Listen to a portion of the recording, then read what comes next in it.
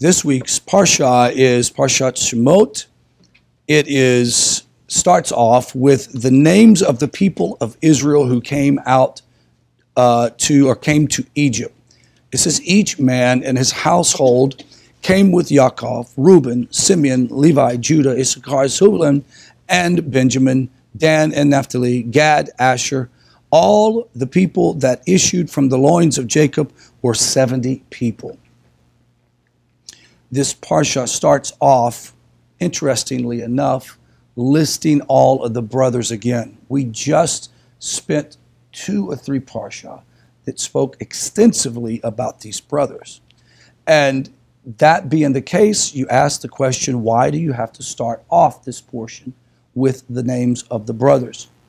This is the beginning of the saga into slavery.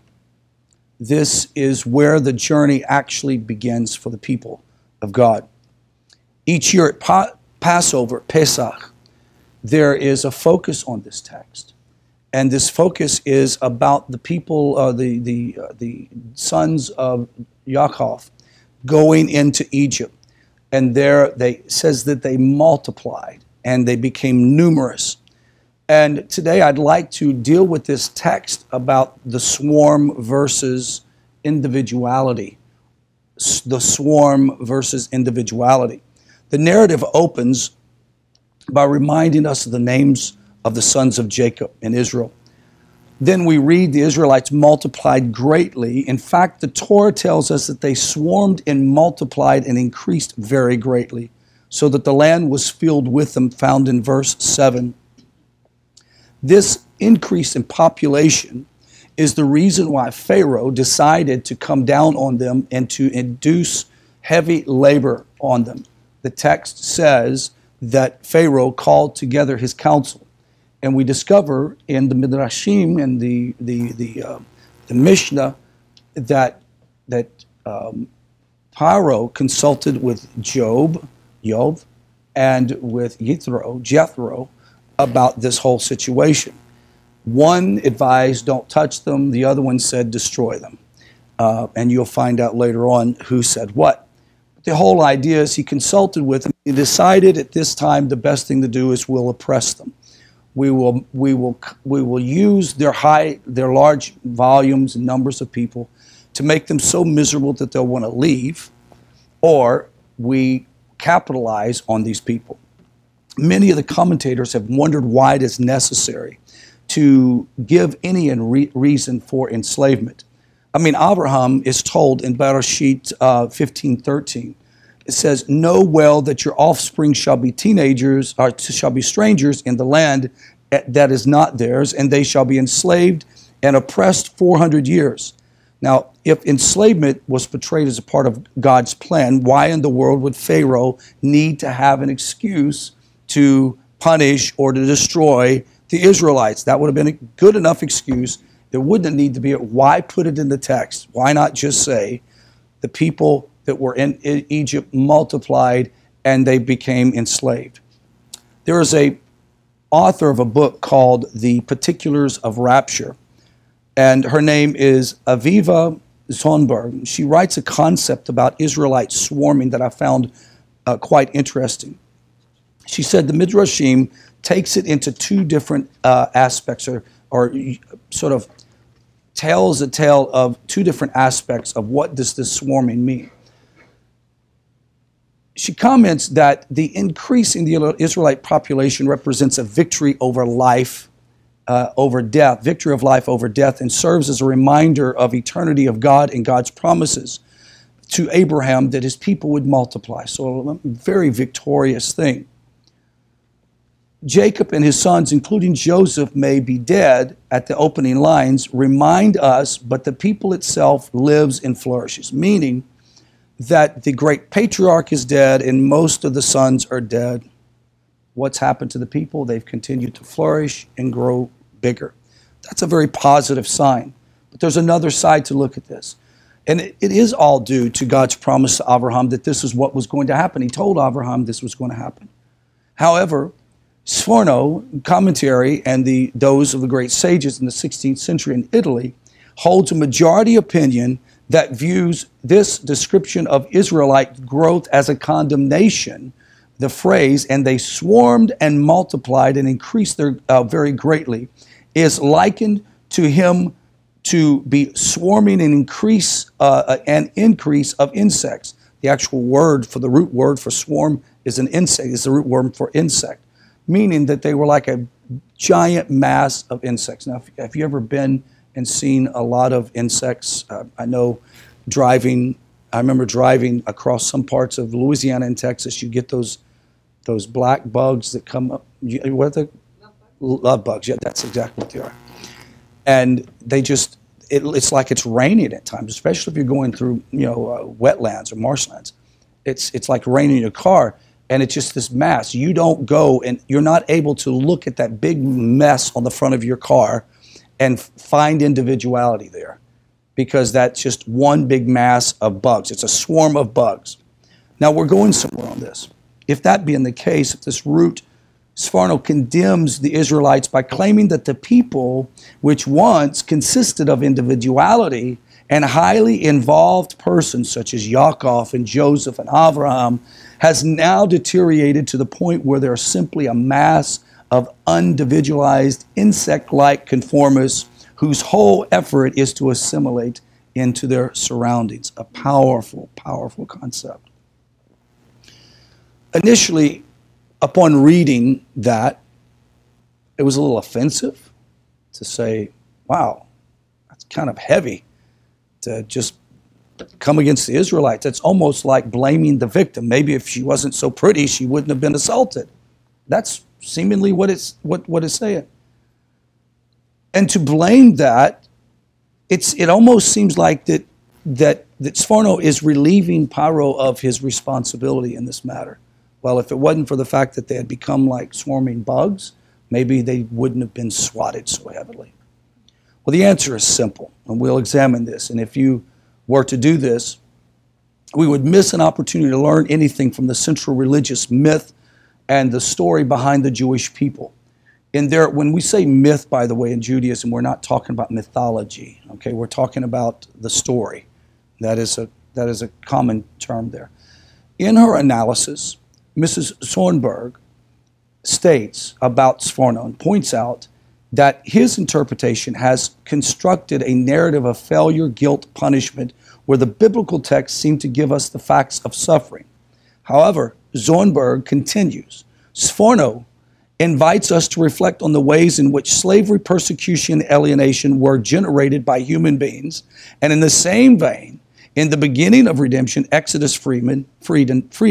In doing this, he stands in tradition of commentators who read the Exodus narrative as sort of a psycho-spirituality from the point of view that the victim who seeks redemption in the intimate as well as the political sense is the one who is brought to redemption.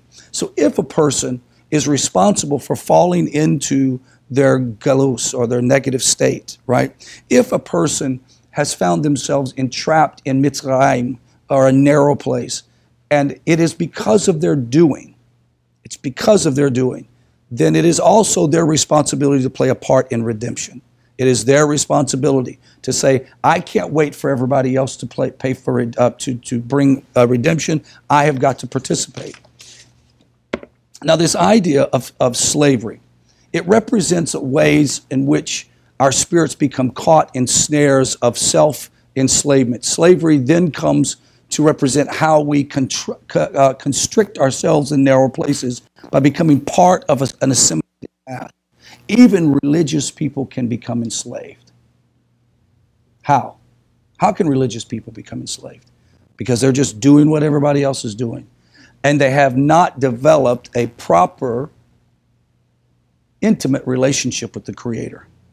They lack their individuality and their relationship with God.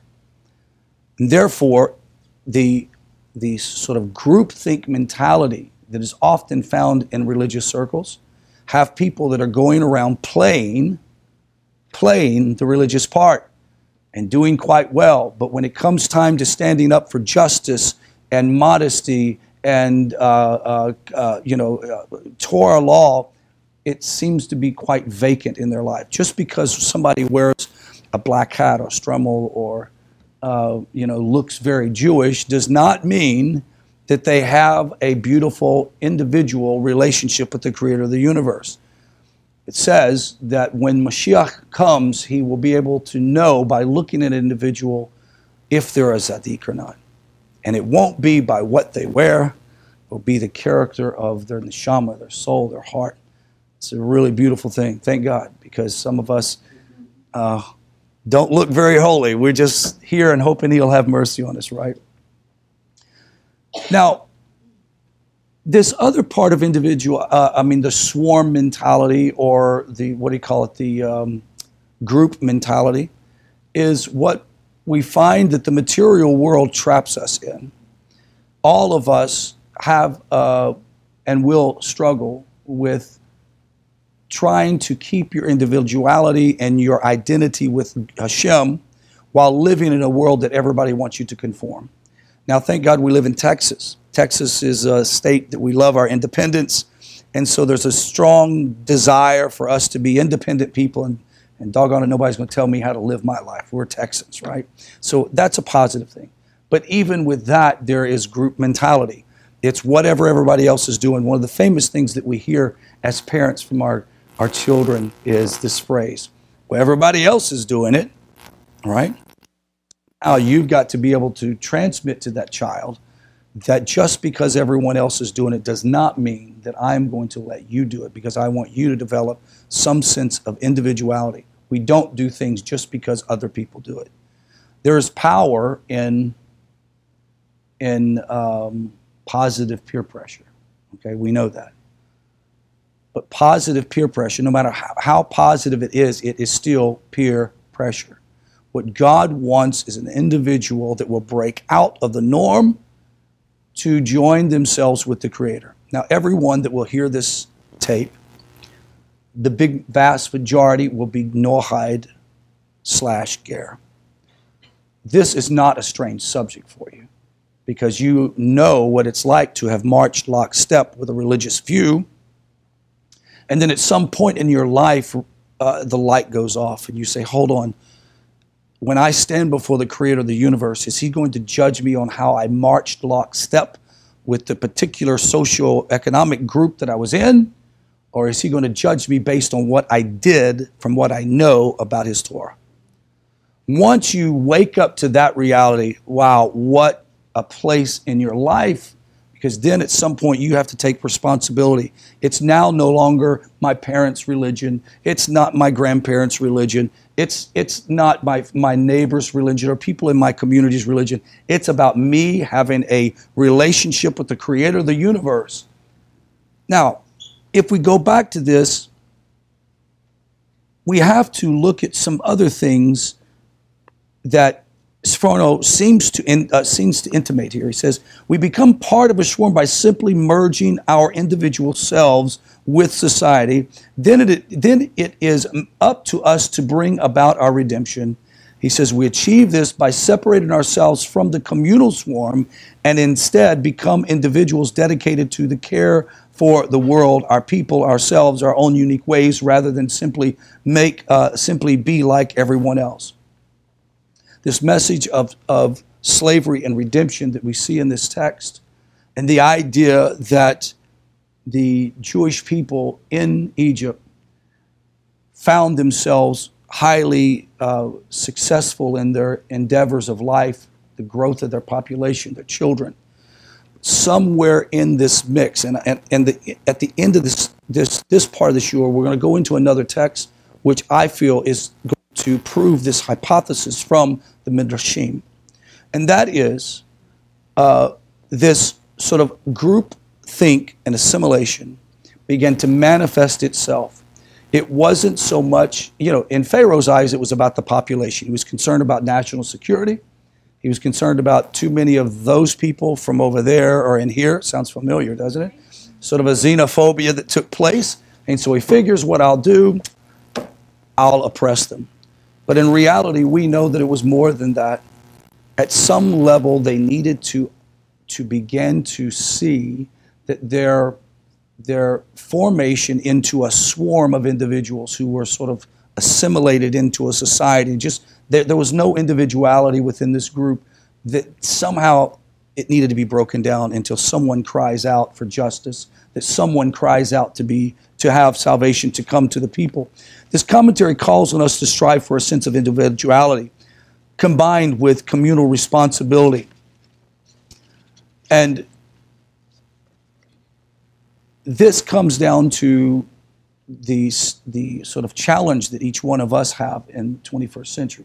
To study Torah, to study the great words of the sages, means nothing if it's not brought down into a practical application for all of our lives. Many of you in this room know exactly what I'm talking about. This is not went over your head. You completely understand the need for one to develop an individual ethos that is a Torah ethos that says, if nobody else in the world is doing what I'm doing, it doesn't matter. If no one does what I'm doing, it doesn't matter. I've asked this question to myself for many years now, especially when I was on the other side. And I said, well, what happens if everyone abandons me because of what I believe and what I know about the Torah?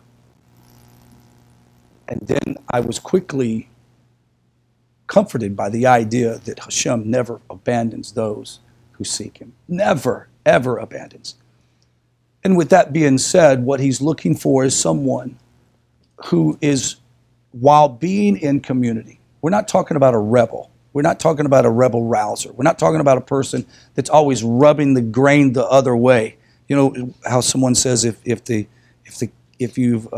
cat has got its fur up, you just turn it around and rub it the opposite way. So the idea sometimes is not to be going against the grain all the time. We're not talking about that.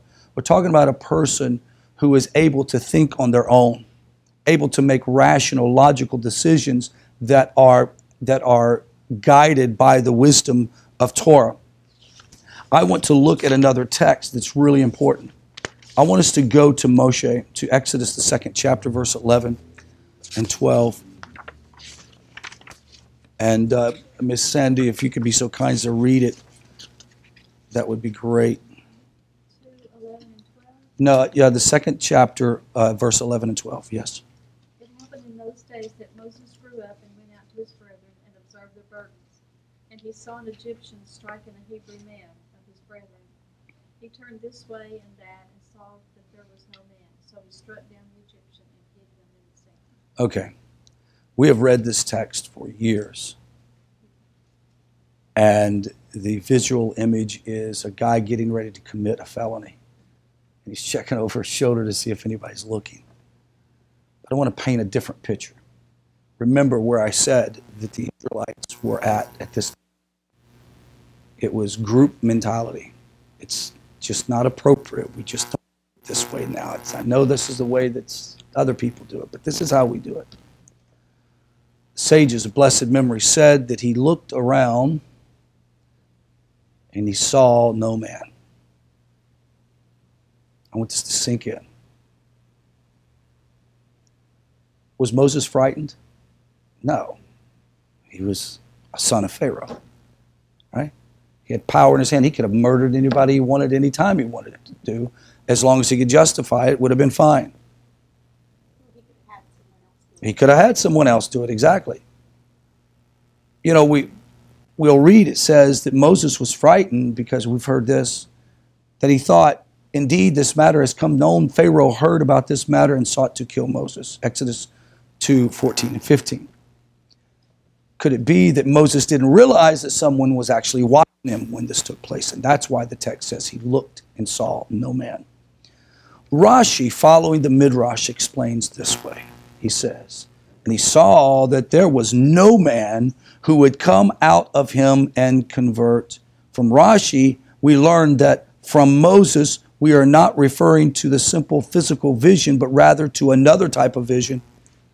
The following Rashi commentary, we can suggest another direction to understanding these verses in the homiletic fashion. It says, Moses saw injustices and he saw corruption, but he looked around and saw no one do anything about it.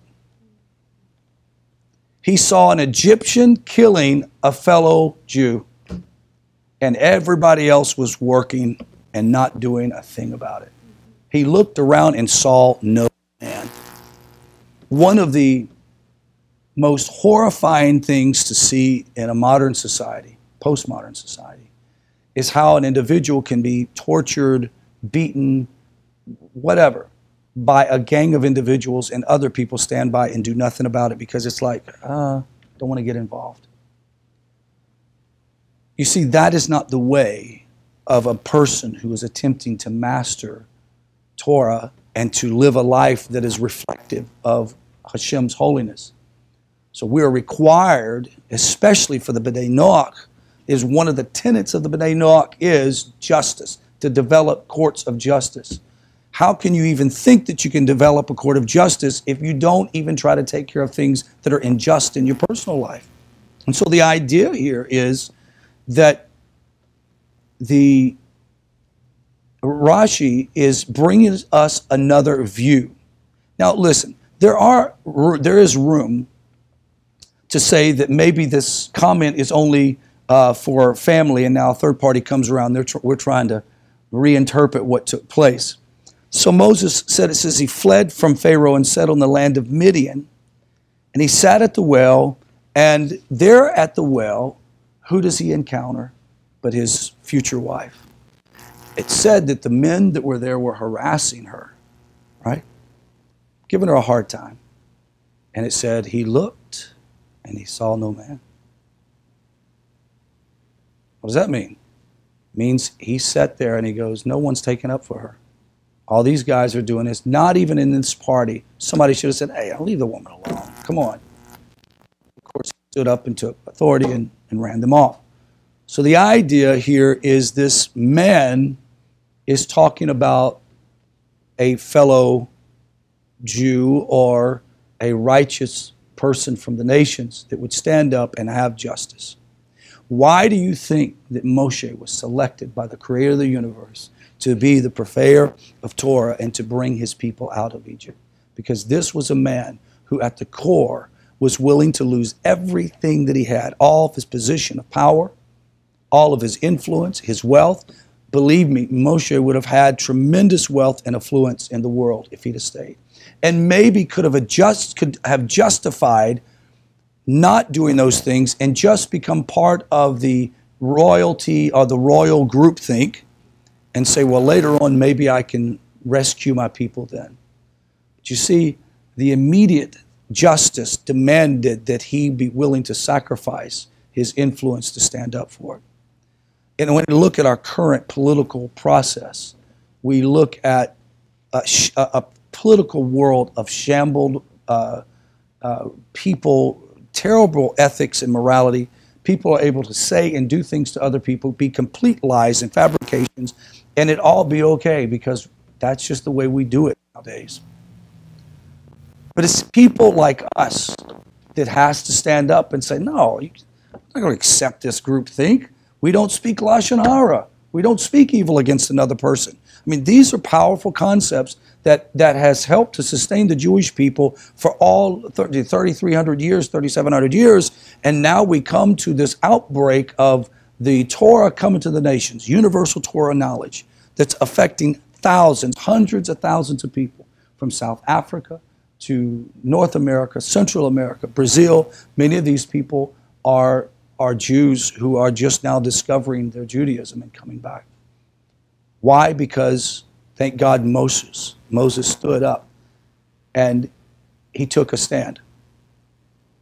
Now, how do we bring this to the 21st century and where we're at today? 10 years ago, the only thing close to what we're seeing happening in the world, within the world of the Ger or the B'nai Noach, was Mr. Vindel Jones. That was it.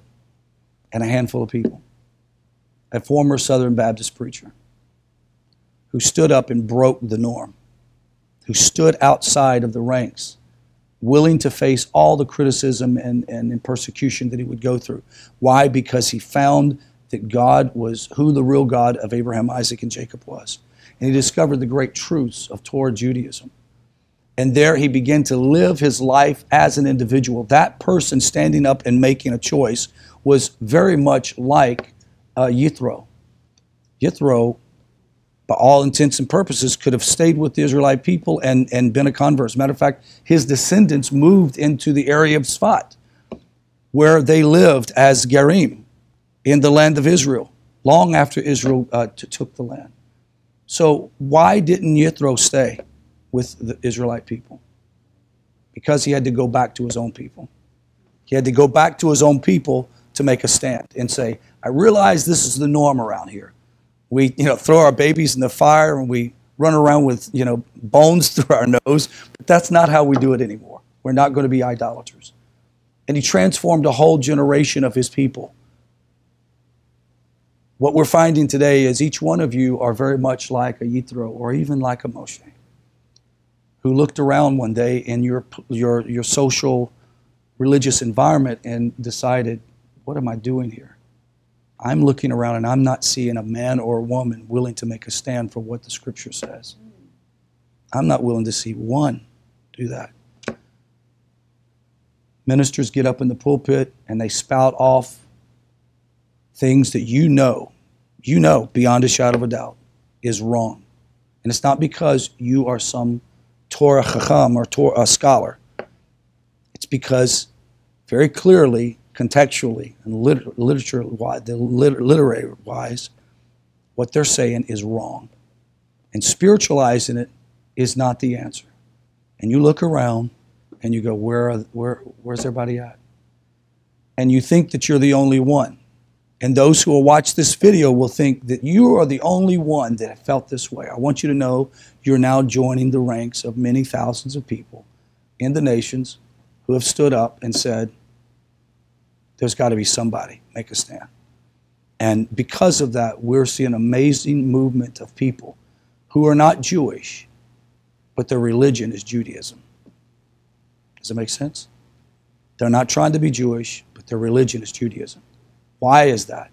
Because they found out that the same God that brought Israel out of Egypt is the same God that brought them out of their Egypt. And that concludes this. I'm sorry it's so short. My voice has kind of had it, but this is a good time for a Q&A session.